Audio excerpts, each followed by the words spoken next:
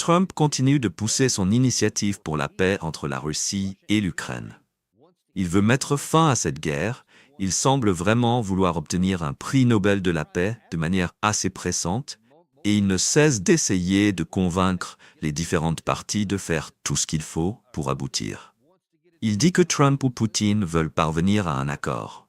Il dit que Zelensky, selon lui, veut mettre fin à la guerre.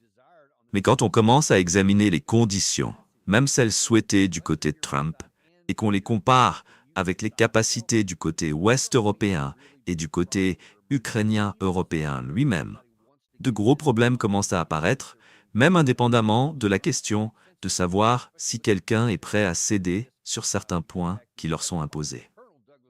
Et pour essayer d'y voir plus clair, notamment sur l'aspect militaire de tout cela, nous retrouvons l'incontournable colonel Douglas MacGregor, analyste en défense et politique étrangère, ancien conseiller du secrétaire à la Défense et vétéran de combat hautement décoré.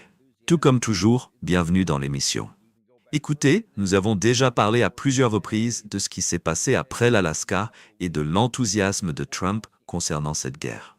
On peut même remonter plus loin lorsqu'il disait qu'il allait mettre fin à la guerre en 1 jour, puis en 100 jours, puis en 2 semaines, en 50 jours, 10 jours. Et aucun de ces délais n'a jamais été tenu. Aujourd'hui, nous sommes dans une période où il dit « Bon, je pense que nous saurons quelque chose dans 2 semaines ». Que pensez-vous tout d'abord de l'intention et du désir de Trump? Parce que, certes, c'est mieux que ce que nous avons eu avec Biden, qui n'a même jamais voulu parler à la Russie. Mais ces possibilités ou sa démarche sont-elles réalistes? Merci Dan. Je suis d'accord que le président Trump représente une nette amélioration par rapport à son prédécesseur. Mais comme nous le savons tous les deux, ce n'est pas dire grand-chose. La barre est très basse. Cela dit, je pense que nous devons comprendre. Et vous savez que j'aime personnellement le président Trump, et je crois que ses instincts ou ses intentions sont sincères. Que nous assistons à un long et ininterrompu show de télé-réalité. Tout ce que fait le président Trump est pensé pour l'image. Autrement dit, la rencontre en Alaska n'avait que très peu de substance. Et je ne pense pas qu'il s'en préoccupait beaucoup. Il voulait simplement apparaître comme quelqu'un qui changeait le climat, au moins dans les grandes lignes, avec la Russie. Il voulait être photographié avec le président Trump et le président Poutine, entouré de ses F-22 ou de n'importe quels avions présents à ce moment-là. Et, bien sûr, il y a eu le bombardier B-2 qui a tout survolé. C'est du Trump typique, très théâtral, il sait mettre en scène les choses. Mais le problème est que ces réunions improvisées, et c'est exactement ce que c'était, signifient qu'il n'y a aucune préparation systématique. Préparation qui prend normalement des mois. Les Américains, dans les années 70 et 80, étaient habitués à des sommets entre l'Union soviétique et les États-Unis, après de longs mois de travail acharné et de préparation minutieuse. De sorte que les dirigeants présents, Gorbatchev et Reagan, par exemple, ne débattaient plus sur le fond, mais discutaient de l'impact et des raisons pour lesquelles cela avait du sens. Et lorsqu'ils s'exprimaient publiquement, on avait l'impression qu'ils avaient parfaitement assimilé le dossier et le soutenaient de manière crédible. Je ne vois rien de tel avec le président Trump. Donc, je pense que la réunion en Alaska a été un moment agréable, mais pas grand-chose de plus. Alors quand les gens demandent « Où en est-on sur le front de la paix ? Quels types d'accords sont en cours ?» Je leur réponds « Écoutez, je n'en vois aucun. Il n'y a pas d'accord de ce genre. » Encore une fois, il n'y a jamais eu de stratégie clairement énoncée par le président Trump ou par son administration. Honnêtement, ce qui est écrit sur le papier n'a pas d'importance, car le président Trump agit à l'instinct. Donc, au final, je pense que nous sommes exactement là où nous étions il y a des mois.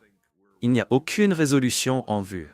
Et il faut se méfier de ces déclarations du type « Je pourrais mettre fin à cette guerre en 24 heures ». Vous savez, comment ça s'est-il passé? Ce sont des absurdités. Mais si vous ne savez rien de l'Ukraine, rien de l'Europe de l'Est, rien de la Russie, et que vous vous voyez comme un brillant négociateur, alors cela devient une nouvelle démonstration de vente de voitures d'occasion. Je ne pense pas que cela marche. Donc, même si ses intentions étaient peut-être bonnes, et je suis tout à fait prêt à accepter cette possibilité. Rien de concret n'en est sorti. Et je pense qu'on peut dire la même chose de la semaine dernière à Washington, D.C., quand il a reçu Zelensky et les dirigeants européens dans le bureau ovale. Encore une fois, ils ont répété ce qu'ils disaient déjà des semaines, voire des mois auparavant. Je n'ai vu aucun changement de leur part non plus. Et vous? Non, pas encore. Nous pourrons revenir là-dessus. Mais je veux quand même faire un commentaire sur cette photo particulière, parce que le général Kellogg semble s'être pas mal fait apprécier des Russes. Apparemment, il a utilisé le même téléphone portable et le même numéro, certes crypté, mais encore et encore pendant des mois, voire des années. Résultat, les Russes ont pu suivre toutes ses activités chaque fois qu'ils visitaient Kharkiv ou d'autres endroits. Et ce téléphone a servi de repère pour cibler. Ainsi, beaucoup des lieux qu'il a visités ont été totalement détruits, avec le personnel militaire qui s'y trouvait, y compris de l'OTAN et des Américains. Il a donc été une véritable aubaine pour le renseignement russe. Eh bien, je ne pense pas que beaucoup de gens le sachent. Moi-même, je ne l'avais pas appris avant que quelqu'un de la communauté du renseignement ne me le fasse remarquer. C'est tragique, mais j'ai bien peur que ce soit vrai. Waouh! Je ne savais pas ça. Revenons au cœur du sujet, car la question n'est pas seulement ce que Trump fait ou ne fait pas.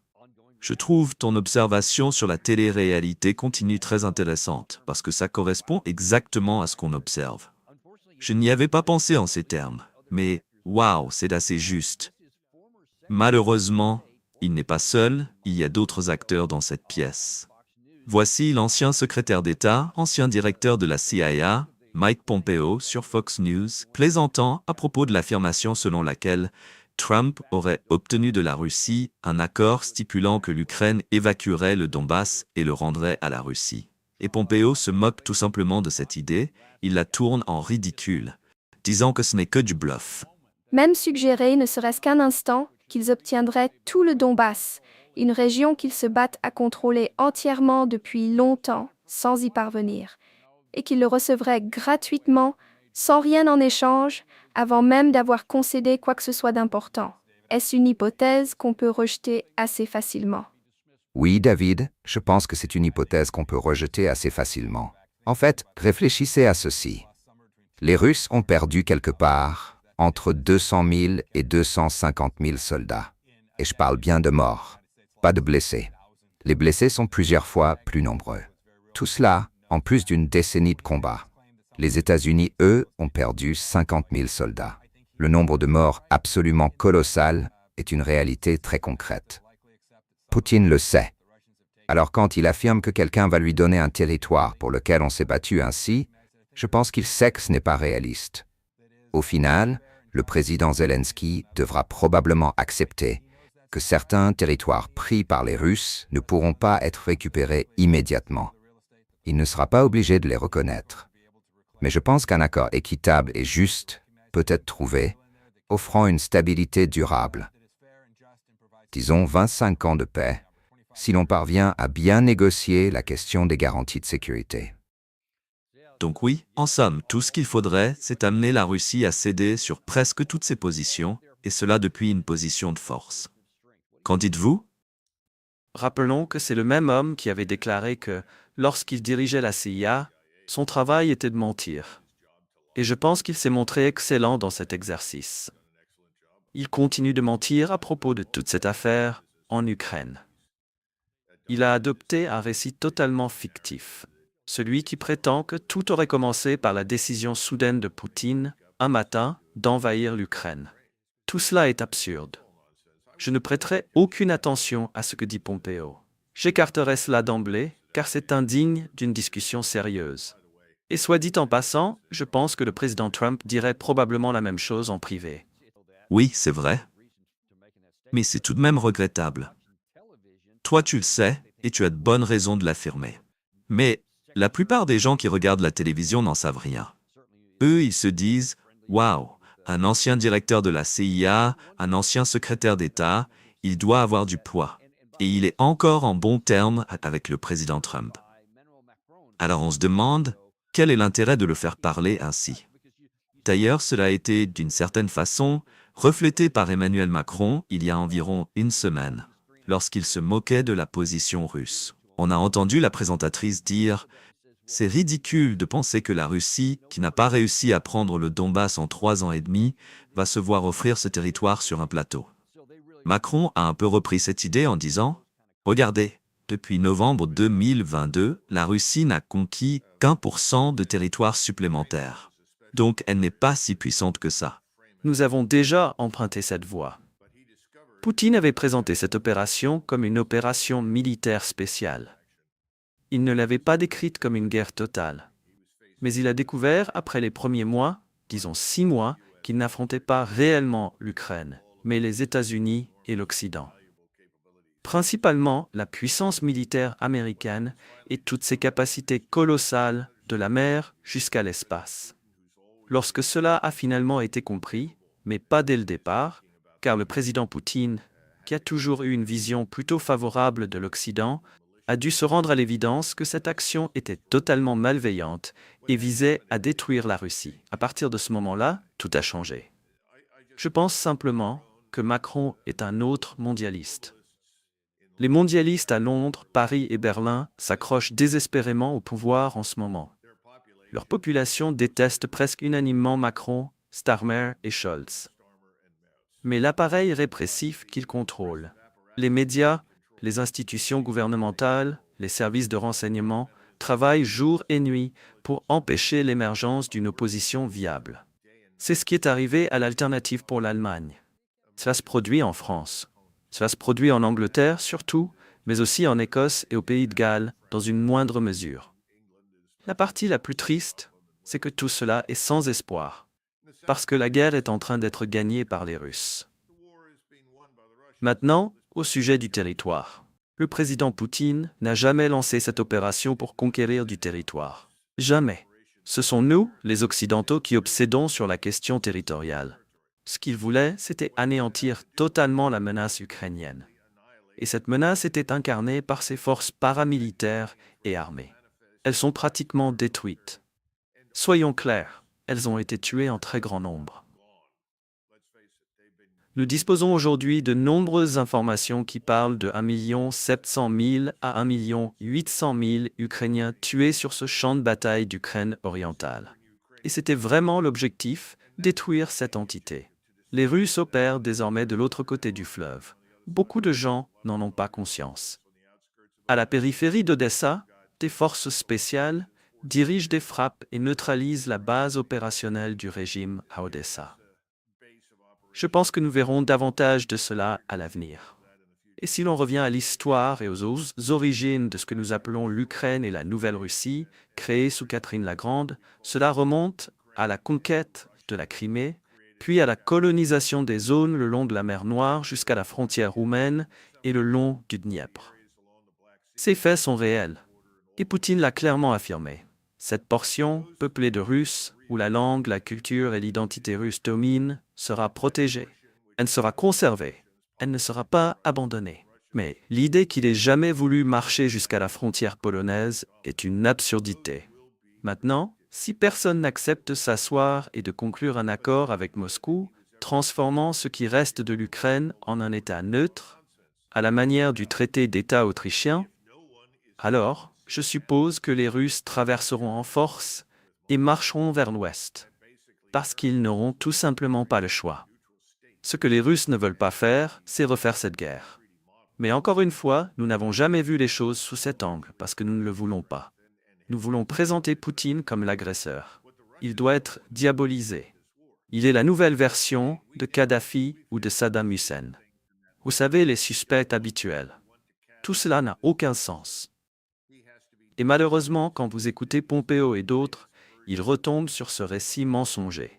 Ce récit est repris, en particulier par Fox News, mais aussi par les autres médias grand public. Soyons clairs.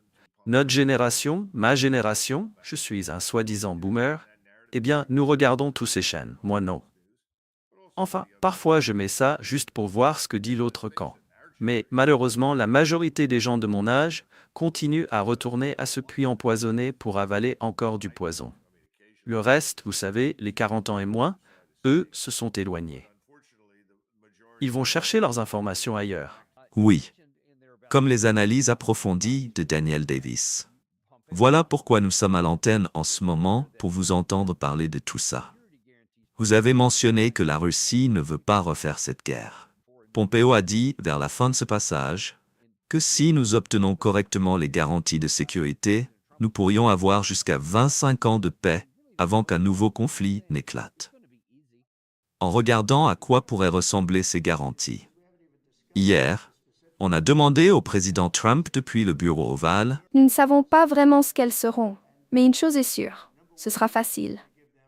Bon, en réalité, nous ne savons pas ce qu'est une garantie de sécurité, parce que nous n'avons même pas encore discuté des détails. On verra. Premièrement, l'Europe va leur donner des garanties de sécurité significatives, et elle le devrait parce que c'est sa frontière. Mais nous serons impliqués en soutien. Nous allons les aider. Et je pense que si nous obtenons un accord, et je pense que nous l'obtiendrons, alors il n'y aura pas trop de problèmes. et il a dit, mais au fond, on ne sait même pas. Tout cela est insensé. Nous avons eu la réunion en Alaska, puis au bureau ovale avec l'Europe, et maintenant, hier encore, nous disons que nous ne savons même pas quels sont les termes que nous essayons de conclure, mais que ça ne sera pas difficile. Qu'est-ce que vous retenez de ça? Pas grand-chose. C'est du vent. Avec tout l'air chaud qui sort du bureau ovale ces temps-ci et du Congrès, je suis étonné que Washington soit encore sur la planète et ne se soit pas envolé dans l'espace. Je pense que nous devons comprendre qu'il y a certains pays qui ont un intérêt vital et légitime dans ce qui arrive à l'Ukraine. Si vous vivez en Lituanie, oui, les Lituaniens ont un intérêt, mais pas autant que d'autres. La Pologne, la Slovaquie, la Hongrie, la Roumanie, la Moldavie. Voilà les États clés qui bordent l'Ukraine. Dans le cas de la Pologne et de la Hongrie, et je ne sais pas pour la Slovaquie, ils ont aussi certains intérêts territoriaux, compte tenu de leur histoire. Je sais par exemple que les Hongrois aimeraient rapatrier les 200 000 Hongrois vivant encore en Ukraine. Il faut remonter jusqu'au traité de Versailles et ensuite au tragique dénouement de la Seconde Guerre mondiale pour comprendre que beaucoup de ces gens se sont retrouvés là où ils ne voulaient pas être, sous des gouvernements auxquels ils ne voulaient pas être subordonnés. Donc oui, tous ces pays ont un intérêt direct dans l'avenir de l'Ukraine. Ce sont eux qui doivent vraiment s'asseoir à la table avec les Russes. J'ajouterais que les Allemands aussi. Parce qu'ils ont toujours joué un rôle très important en Europe centrale et orientale.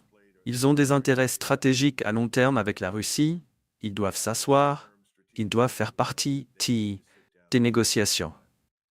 Mais pour le reste des Européens, ils ne connaissent rien à la région. Ils n'ont aucune expérience, ils s'ingèrent, ils mènent des activités malveillantes. Nous voilà revenus à l'époque où le MI6 semait le chaos dans les Balkans. En Croatie, en cherchant à attiser le conflit avec la Serbie, ou en installant au pouvoir, dans ces États balkaniques, des dirigeants comparables à ceux d'Europe occidentale, ennemis de leur propre peuple et de leur pays. Tout cela doit cesser. Mais malheureusement, c'est en pilote automatique aujourd'hui. Et je ne pense même pas que le président Trump ait pleinement conscience de la gravité du problème. L'idée que ce que pense Macron à Paris ou Starmer à Londres soit important pour l'issue de tout cela est une absurdité. Ce sont juste des mondialistes cramponnés au pouvoir, essayant de convaincre tout le monde que la Russie est une grande menace prête à envahir l'Europe. C'est tout simplement faux. Ça n'a jamais été vrai, ni au début de cette histoire, et ça l'est encore moins aujourd'hui qu'à n'importe quel autre moment de l'histoire européenne. Tout le monde, sauf les États-Unis et leurs amis mondialistes, veut la paix.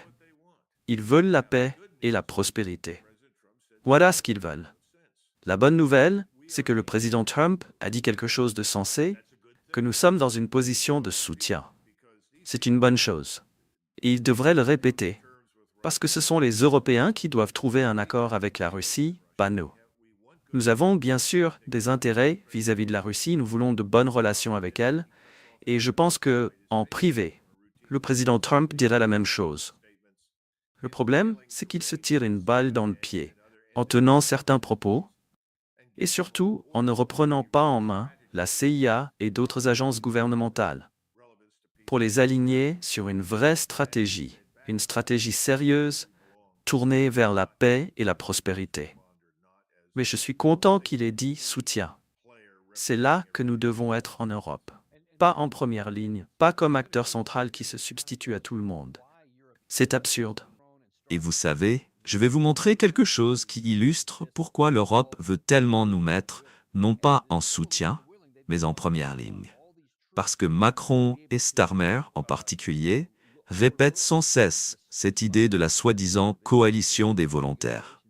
Cette coalition des volontaires dont ils parlent, ils veulent qu'elle dispose de troupes capables de superviser ce cessez-le-feu qu'ils souhaitent, ou ces négociations de fin de conflit, etc. Mais comme l'a souligné Sean Bell sur Sky News ce matin, c'est un défi bien plus lourd qu'ils ne l'imaginent. Quelle forme cela prendra-t-il?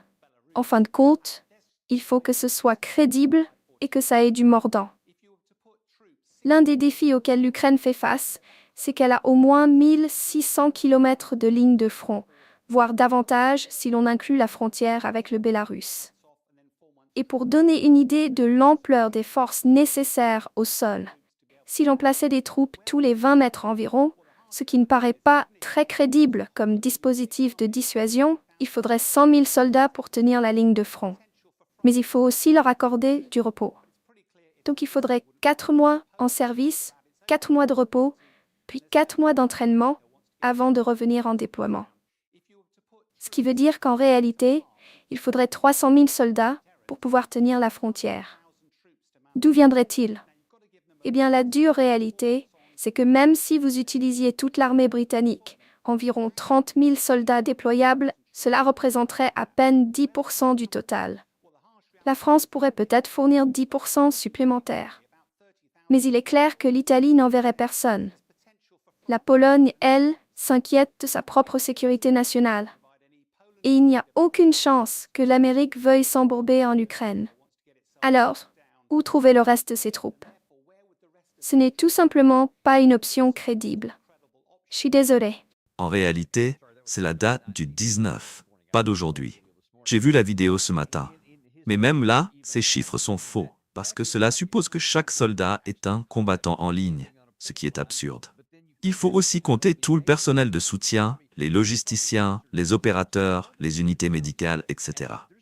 On se rapprocherait en fait de 6 à 700 000 soldats, et il n'y en a pas une fraction de disponible.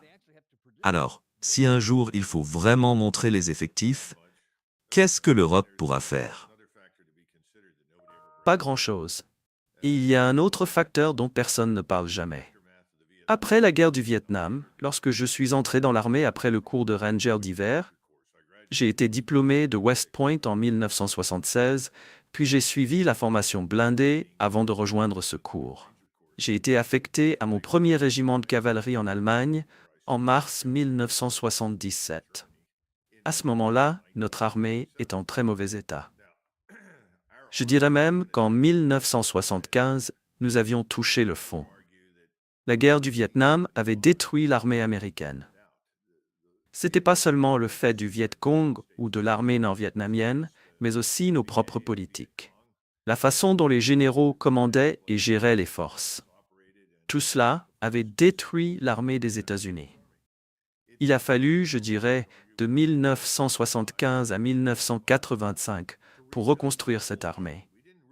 Et encore, nous n'avons pas vraiment bâti une armée nouvelle.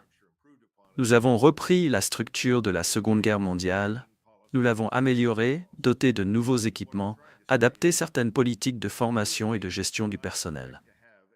Mais le fond de mon propos, c'est que les Européens ne peuvent pas espérer avoir une véritable force terrestre crédible, correctement organisée et entraînée à l'échelle stratégique, avant 10 ans. Donc l'idée que l'accord dont vous parliez puisse inclure une force crédible est une absurdité. En attendant, la force qu'il décrit se retrouverait face à une armée russe très bien entraînée, aguerrie par les combats, désormais très bien commandée, dotée de technologies de pointe et qui sait se battre. Tout cela est du non-sens. Il faut revenir à un modèle comme celui du traité d'État autrichien. Celui-ci interdisait toute présence de forces américaines, européennes ou de l'OTAN en Autriche. Vous vous souvenez qu'en 1991, lorsque nous sommes rentrés d'Arabie Saoudite, nous avons dû contourner l'Autriche en avion parce que les Autrichiens, neutres, n'autorisaient même pas le survol de leurs troupes. Voilà ce dont il s'agit, un État véritablement neutre. C'est ce que veulent les Russes, avec des limitations sur ce que cet État peut faire. Et comme l'ont répété l'ambassadeur Chas Freeman, le professeur John Mearsheimer et bien d'autres, la neutralité a été la meilleure chose qui soit arrivée à l'Autriche. Aujourd'hui, les Autrichiens ont un niveau de vie supérieur à celui des Allemands, ce qui n'avait jamais été vrai auparavant. Avant de poursuivre cette vidéo, nous aimerions vous demander un petit geste de soutien. Rejoignez notre chaîne pour nous aider à continuer à offrir au public francophone un contenu informatif, libre et surtout différent de ce que diffusent les médias traditionnels, souvent bien loin de la réalité. Produire ces vidéos demande du temps, de l'énergie et surtout beaucoup de ressources. Et comme nous refusons de dépendre uniquement des vues YouTube, votre soutien direct est essentiel pour préserver notre indépendance. Cliquez simplement sur le bouton Rejoindre, juste à côté du bouton S'abonner, ou suivez le lien disponible en description. Merci d'avance pour votre soutien, et maintenant, place à la suite de notre vidéo. Ce qui me sidère encore, même si tu ne seras pas surpris, c'est que Lord Ricketts, ancien conseiller à la sécurité nationale du Royaume-Uni, parlait récemment de ces difficultés évoquées par Sean Bell et d'autres analystes, mais il affirmait qu'il n'y avait pas lieu de s'inquiéter. Selon lui, la Russie a déjà perdu. En regardant le tableau d'ensemble, il dit qu'elle a déjà perdu lourdement, parce que l'une des choses qu'elle ne voulait pas, c'était plus d'OTAN à ses frontières. Or, la Finlande et la Suède ont désormais rejoint l'OTAN, ce qu'elles n'auraient jamais fait sans la guerre. Et les Européens sont désormais déterminés à augmenter leurs dépenses militaires, à assumer plus de responsabilités et à soutenir l'Ukraine. Donc, selon lui, la Russie a d'une certaine manière déjà perdu, et l'Ukraine va devenir un pays pro-occidental démocratique sur le long terme. Un pays pro-occidental démocratique. Tu veux dire l'un des plus grands États criminels organisés du monde, impliqués massivement dans le trafic de drogue, la traite d'êtres humains et toutes sortes de crimes, qui deviendrait soudain ce paradis libéral démocratique. Je trouvais amusant qu'il arbore son petit pen ukrainien à la boutonnière. Voilà évidemment un esprit objectif et un grand analyste. La vérité, c'est que toute la classe dirigeante britannique est atteinte d'auto-illusion. On parle d'un pays aujourd'hui au bord de la révolte ouverte contre son gouvernement, parce que ce gouvernement œuvre à la destruction de son propre peuple. Et Ricketts en fait partie. La réalité, c'est qu'il est dans le déni complet. Et il se trompe. La Russie n'a rien perdu du tout. La Russie est en meilleure posture qu'elle ne l'a jamais été. Et la Russie cherche manifestement la paix, comme n'importe quel État normal le ferait. Elle cherche des partenaires pour la paix. Mais ces partenaires hésitent à quitter ce cadre appelé OTAN pour agir seuls, à l'exception du Premier ministre Viktor Orban et, je dirais, de Robert Fico en Slovaquie. Eux sont à l'avant-garde d'un vaste mouvement qui commence à prendre forme. L'OTAN est fini. Je l'ai dit 1000 fois, c'est un patient en phase terminale. En d'autres termes, vous entrez dans la chambre et voilà le malade en fin de vie. Il est branché à toutes les machines. Il ne peut ni parler, ni bouger, ni faire grand-chose. Et des gens comme Ricketts veulent juste faire une coupe de cheveux et un rasage au patient. La vérité, c'est que les autres présents dans la pièce vont débrancher ce patient. Il va disparaître. L'OTAN ne sert pas le but pour lequel elle a été fondée. Et elle erre dans le désert, cherchant une raison d'exister depuis la chute de l'Union soviétique. Ils ont choisi la mauvaise raison, la guerre contre l'Union soviétique. Mais ce sont des globalistes. Ils ont besoin de cette image d'ennemi, ils ont besoin du mensonge, ils ont besoin d'un récit totalement faux et fictif. Ils en ont besoin parce que sinon, si on abandonne ce récit et que les gens réalisent « bon sang, nous avons perdu lourdement », l'OTAN a été un échec total. Ils ont mis tout ce qu'ils avaient, jusqu'au moindre détail, contre les Russes et ils ont été écrasés et nous avons tué des millions de personnes ou détruit ce pays qu'est l'Ukraine. Elle ne retrouvera peut-être jamais sa position ou sa force d'antan. Et tout ça, pourquoi ? pour soi-disant nuire, blesser, détruire la Russie. C'est un énorme échec. Si Starmer est contraint de l'admettre, si Macron est contraint de l'admettre, si Merz est contraint de l'admettre, ils sont finis immédiatement, en quelques minutes. Je pense qu'ils vont tous disparaître rapidement de toute façon. Mais néanmoins, ce serait la chute de tout le projet globaliste, dont le projet Ukraine est une grande partie. Souvenez-vous, ce sont tous les mêmes qui ont invité des millions de personnes venant d'Afrique du Nord, du Moyen-Orient et d'ailleurs à entrer dans les différents États européens. Et cela a créé chaos et désordre, parce que les habitants de ces pays ont dit « Attendez une minute, nous ne pouvons pas les accueillir, nous ne les voulons pas. Pourquoi sont-ils ici? Qu'y a-t-il de mal à être allemand, français, anglais, gallois, écossais, irlandais ?» Tout le monde commence à se poser ces questions, parce que les Italiens en ont assez. Mais personne n'a été prêt à se lever et à dire « D'accord, je vais prendre tous les abus pour être tout ce que vous dites que je suis, vous savez, raciste, bigot, tous ces trucs. Je m'en fiche maintenant. J'aime mon pays, je vais le défendre jusqu'au bout. Et la guerre que nous devons gagner n'est pas dans l'est de l'Ukraine. Elle est à l'intérieur de nos propres pays. Voilà le problème qui arrive. » Aujourd'hui, Nigel Farage tient un certain type de réunion publique, ou l'a peut-être déjà tenue, pour présenter une stratégie que je trouve excellente sur comment il va expulser un grand nombre de personnes d'Angleterre. C'est ce dont nous avons besoin. Je veux dire, il y a eu plusieurs milliers d'Autrichiens, je ne sais pas combien exactement, des dizaines de milliers peut-être, je ne sais pas la taille exacte. Ils ont manifesté récemment à Vienne. Et tous scandaient « pas d'importation », il est temps de déporter, et ils veulent expulser autant de non-européens qu'ils ont dans leur pays. Le point, c'est ceci. Il y a toujours un certain nombre de personnes venant de l'extérieur qui peuvent être admises dans une société si elles sont différentes de la société en petit nombre, et la société peut gérer cela. Ce qu'elle ne peut pas gérer, c'est une invasion massive de millions. Nous ne gérons pas bien cela. Ils ne gèrent pas bien cela. Ça doit cesser et cela doit être inversé. Et c'est là où nous nous dirigeons. Nous nous dirigeons tous, là-bas. Je souhaite juste que nous ayons une véritable stratégie. Je me réjouis quand je vois le président Trump dire que Washington est une honte. Bien sûr que ça l'est. J'ai vu la situation se détériorer pendant des décennies. J'ai toujours été gêné avec mes collègues européens de l'OTAN chaque fois que je revenais pour des conférences à Washington. Et ils venaient avec moi, et vous voyez ce qu'il y avait dans les rues de Washington. Et la criminalité était hors de contrôle, mal gérée, mal organisée. L'aéroport de Dallas est un désastre. Il veut changer cela. Je suis totalement pour.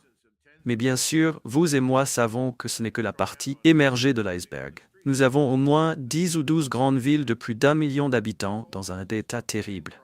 Et que disent les critiques? Oh, c'est merveilleux. Ça s'est tellement amélioré.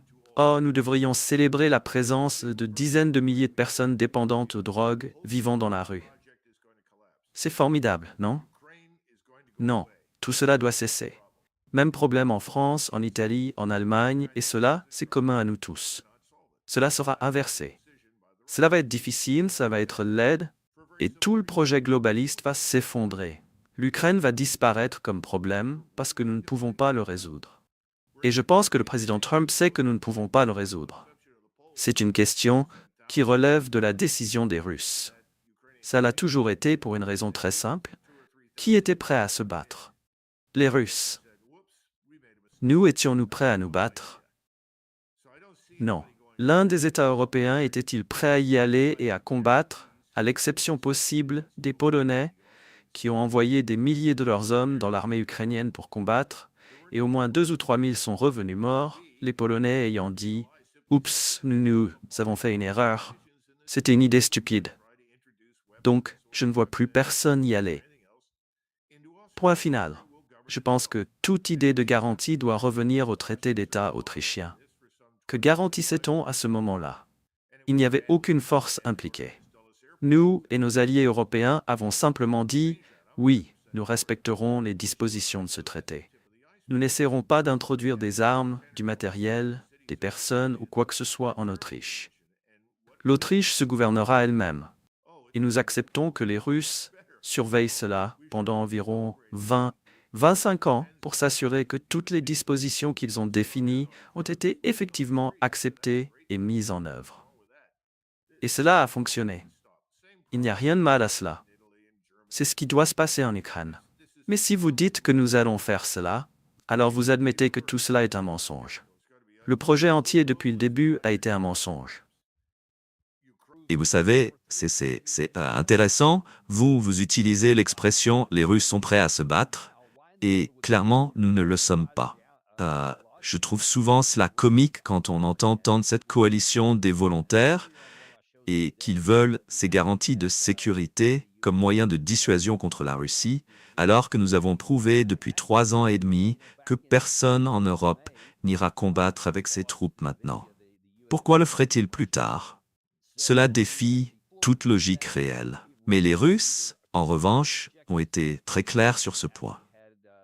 Et plus tôt dans l'une de mes émissions aujourd'hui, nous avons eu l'ambassadeur adjoint de l'ONU pour la Russie, Dmitry Polyansky, et je lui ai demandé, je dis, vous savez, je crois que c'était en mai, votre supérieur Nebenzia, l'ambassadeur russe à l'ONU, sur le parquet de l'ONU, que la Russie accomplirait soit ses objectifs de l'opération militaire spéciale par des négociations, soit sur le champ de bataille. Et je lui ai demandé ce matin. Est-ce que quelque chose a changé depuis le début? Pas seulement mon supérieur, mais le président Poutine, le ministre Lavrov. Nous disons que nous sommes prêts à poursuivre notre combat si l'autre partie n'écoute pas ce que nous disons et si l'autre partie préfère faire voir la solution sur le champ de bataille. Ce n'est pas le scénario que nous privilégions, mais nous sommes prêts pour ce scénario et rien n'a changé à cet égard. Et voilà, c'est clair. Alors la question est, est-ce juste la Russie qui se donne bonne figure, ou pensez-vous qu'ils veulent vraiment dire ce qu'ils disent ? Je pense que l'ambassadeur Polyansky a raison, et je ne doute pas de leur disposition à faire ce qu'il faut pour protéger leur pays, ce qui implique exactement ce que l'ambassadeur Polyansky a dit. Nous, de notre côté, et il faut garder cela à l'esprit, présentons maintenant Maduro au Venezuela comme un autre Saddam Hussein potentiel qui doit être renversé. On a vu comment ce type de changement de régime a fonctionné en Irak. Le peuple irakien veut que nous quittions le pays, et l'Irak est maintenant étroitement aligné avec l'Iran. L'État même que nous avions déclaré ne pas vouloir voir intervenir dans les affaires irakiennes. Nous avons tout fait pour les mettre au pouvoir en Irak. Donc je pense que nous faisons maintenant face à une situation similaire au Venezuela. J'espère que nous ne penserons pas en termes d'intervention directe, car si nous le faisons, nous le regretterons finalement. D'un autre côté, je soutiens totalement l'idée que le trafic de drogue et la criminalité qui émanent du Venezuela, remontant vers le nord par la mer, traversant l'Amérique centrale et franchissant la frontière mexicaine, doivent être traités de manière très substantielle. Mais je n'irai pas là-bas pour régler ça, car nos antécédents en matière de résolution de ce type de problème ne sont pas bons. Cependant, je vois beaucoup de preuves que nous nous préparons à quelque chose dans ce sens. En même temps, nous assistons à un renforcement des forces au Moyen-Orient pour préparer Israël à ce qui semble être une reprise de la guerre avec l'Iran. Bien sûr, nous avons été impliqués en Azerbaïdjan et en Arménie. Nous avons eu un joli et beau programme de type Reality TV montrant Aliyev, le dirigeant azerbaïdjanais, et Pachinian, le leader arménien, assis ensemble et signant soi-disant un grand accord de paix. Tout cela semble s'effondrer très rapidement. Et les différentes mafias qui maintenaient Aliyev au pouvoir manipulent maintenant sérieusement sa destitution parce qu'elles ont été complètement anéanties à l'intérieur de la Russie et leurs espoirs d'étendre leur contrôle, leur influence et leur argent s'évaporent. Les Arméniens qui vendaient normalement tous leurs fruits aux Russes se voient maintenant bloqués à la frontière russe et ne peuvent rien exporter. Donc, franchement, nous perdons. Une grande partie de cela, bien sûr, est inspirée par Israël. La plupart, même si nous voulons aussi démanteler l'initiative Ceinture et Route, le BRI qui part de la Chine, traverse l'Iran et les pays d'Asie centrale. Cela ne fonctionnera pas, mais nous essayons activement de le faire. Et puis nous avons cette affaire du Venezuela qui germe. À domicile, vous savez, nous sommes entrés à Washington maintenant. Le président parle de visiter d'autres villes. Eh bien, Cela va. Mais encore une fois, où est la stratégie cohérente? Écoutons-nous juste un spectacle de reality TV. Oh, j'ai pensé à ça hier soir. Voilà ce que nous allons faire. Et tout le monde dit, oh, c'est génial, nous allons le faire maintenant. Il ne semble y avoir aucune cohérence. Il n'y a pas d'argument solide pour ou contre les choses. On ne voit pas de discussion. Et notre position à l'étranger a été dramatiquement affaiblie. Je veux dire maintenant, le président Modi, qui à mon avis est le dirigeant de l'un des pays les plus importants du monde, l'Inde, avec quoi 1,1 milliard ou 1,2 milliard de personnes refusent désormais de répondre aux appels du président Trump, ne veut pas lui parler. Je trouve ça très regrettable, mais c'est le produit des taxes douanières qui, je pense, ont largement eu un effet inverse sur les États-Unis. Donc, tout cela est un désordre, mais le spectacle de reality TV continue. Et les Américains sont facilement influencés par l'apparence. Si ça a l'air bien et que ça sonne bien, ça doit être bien. Et c'est là que la plupart des Américains qui regardent les médias mainstream résident vraiment. Ils résident dans le coin qui regarde l'écran géant et ils sont fascinés par le spectacle de reality TV. Maintenant, puisque vous avez mentionné le Moyen-Orient, il y aurait eu, semble-t-il, une véritable dispute lors d'une réunion du cabinet israélien entre le chef des FDI et Netanyahou, qui veut continuer l'occupation de Gaza, poursuivre cette destruction méthodique au bulldozer de l'infrastructure jusqu'à la transformer en poussière physique. Pas littérale, mais physique. Et il dit « Nous ne pouvons pas », a argumenté le commandant des FDI, « Nous avons besoin d'un cessez-le-feu immédiat pour mettre fin à ce conflit, sinon nous mettons nos troupes et les otages restants en danger. » Et jusqu'ici, il semble que Netanyahou ait continué selon sa propre version d'un reality TV show et dit « Non, ce n'est pas vrai. Je ne vais pas suivre cela. » Au moins jusqu'ici, ils vont continuer l'occupation. Où voyez-vous cela aller? Les Israéliens, on me dit, essayent aussi de recruter des mercenaires de diverses sources occidentales. Des gens prêts à venir là-bas et à faire le travail pour de l'argent. Ils essaient également de convaincre des Juifs des États-Unis, d'Amérique du Nord et d'autres parties d'Europe occidentale de revenir et de rejoindre les FDI pour combattre. Cela ne fonctionne pas très bien. Je pense donc qu'il est indubitable qu'il a beaucoup de problèmes, mais il garde encore son atout majeur, qui est un contrôle absolu sur nous. Et nous ne réduisons en rien notre soutien. Nous fournissons à l'armée israélienne tout ce dont elle pourrait avoir besoin. Et il n'y a eu aucun changement à cet égard. D'ailleurs, nous continuons de fournir les Ukrainiens. Nous envoyons des matériels là-bas. Il faut examiner où va l'argent et les activités plutôt que d'écouter la rhétorique. Et c'est là que l'on découvre qu'en réalité, rien n'a beaucoup changé depuis le départ de Biden. Et c'est le problème également. Je pense que M. Netanyahou a de sérieux problèmes, mais il conserve un énorme pouvoir et une grande influence, et il ne va pas les céder. Cela inclut le pouvoir et l'influence sur nous. Souvenez-vous, s'il recule sur n'importe quel point, c'est la fin de son projet du Grand Israël, qui a des implications pour la Syrie, le Liban, l'Égypte, la Jordanie et pour tout le monde. Il n'est pas prêt à le faire. Il dit que ce n'est pas fini, et je vais continuer à pousser en avant, et je pense toujours qu'il bénéficie d'un soutien énorme de la population israélienne. Voilà pourquoi j'ai dit dès le départ que ce qui a commencé avec l'attaque contre l'Iran pendant nos négociations avec les Iraniens n'est pas terminé. C'était une pause, pas une fin du conflit, et cela va, je suspecte, reprendre en septembre. Mais maintenant, où ça peut-il aller, Doug? Parce que quand on regarde cela, l'armée de l'air israélienne n'a pas été capable, de manière significative, de mettre fin au conflit à Gaza par elle-même. Les outils sont toujours là. Même le Hezbollah est fortement affaibli, mais il existe encore. L'Iran conserve ses capacités de missiles qui peuvent clairement pénétrer toutes les défenses aériennes intégrées d'Israël. Et puis on voit des choses comme ce qui s'est passé, a été rapporté dans les dernières 48 heures environ, où Israël attaquait un hôpital, et ensuite, quand les secouristes sont venus pour évacuer les victimes, ils ont tiré à nouveau et ont tué toutes ces personnes.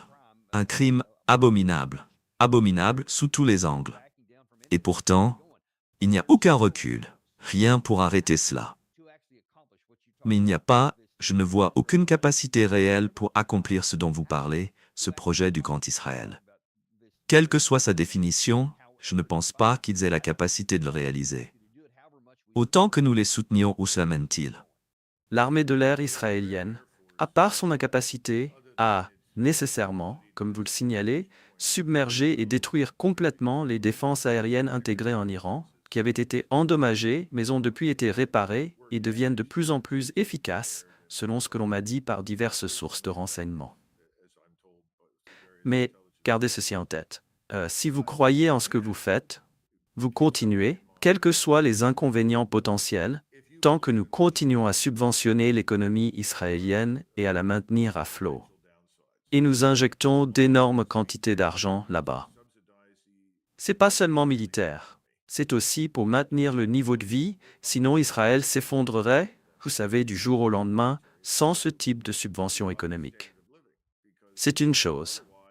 L'autre chose est que si vous parlez aux Américains, et j'essaie de leur parler partout où je voyage, je dirais au moins 50% du temps que les Américains à qui je parle, et je leur demande à propos de Gaza, soit n'y ont pas prêté beaucoup d'attention, soit disent « c'est bien, tuez-les ». Et je dis « eh bien, ce sont des êtres humains ». Je dis « eh non, ce ne sont pas, ce sont des Arabes musulmans. Peu importe, qu'ils les tuent. Ce n'est pas notre problème. Je suis sérieux. Je rencontre des gens qui me disent cela directement, tu as tort. Je pense que c'est génial. Trump fait exactement ce qu'il faut. Laissez ces Israéliens les tuer. C'est pas totalement surprenant, car la plupart des Américains ont été nourris d'une diète constante de haine envers les Arabes. Je veux dire, soyons honnêtes, connaître les Arabes du point de vue du soldat moyen qui se faisait tirer dessus au sol ne signifie pas forcément les aimer. Vous savez, nous étions au Moyen-Orient, nous comprenions les différences de culture, de mentalité et de comportement. Mais la personne moyenne ne comprend pas cela. Elle dit simplement « Oh, ces gens sont terribles. Ils méritent le pire. » Les Israéliens comptent là-dessus et ils ont les médias pour renforcer ce stéréotype négatif de manière répétée. Et soyons francs, vous savez, les musulmans n'aident pas à arranger les choses.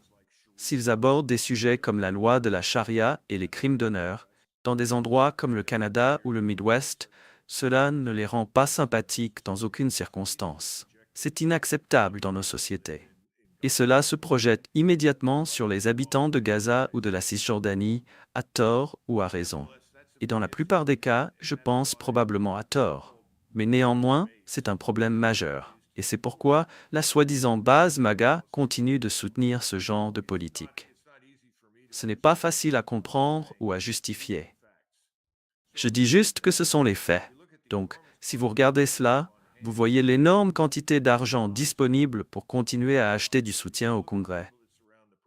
Si vous regardez les gens qui entourent le président, qui ils sont, ce qu'ils représentent et les secteurs d'où ils viennent, en particulier le secteur financier, il n'y a aucune raison d'espérer un changement. Je pense donc que nous verrons une reprise de la guerre, je pense que nous allons voir plus de morts. Maintenant, qu'est-ce que cela provoquera dans la région? Et ça pourrait-il faire intervenir les Russes, les Chinois et d'autres?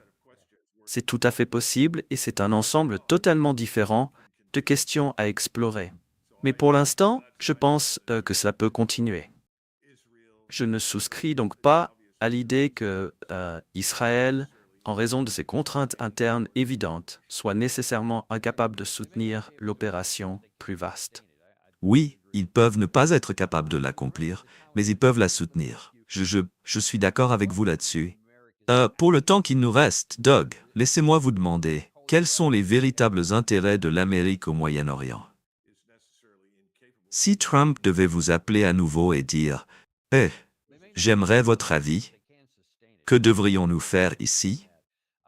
Que pourrait réellement faire le président pour accomplir les intérêts américains authentiques au Moyen-Orient? D'abord, soyons francs, personne actuellement à la Maison-Blanche, ni au Congrès, ne va m'appeler pour un conseil concernant le Moyen-Orient.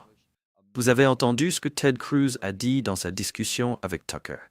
Je pense que Ted Cruz est le proverbial sommet de l'iceberg.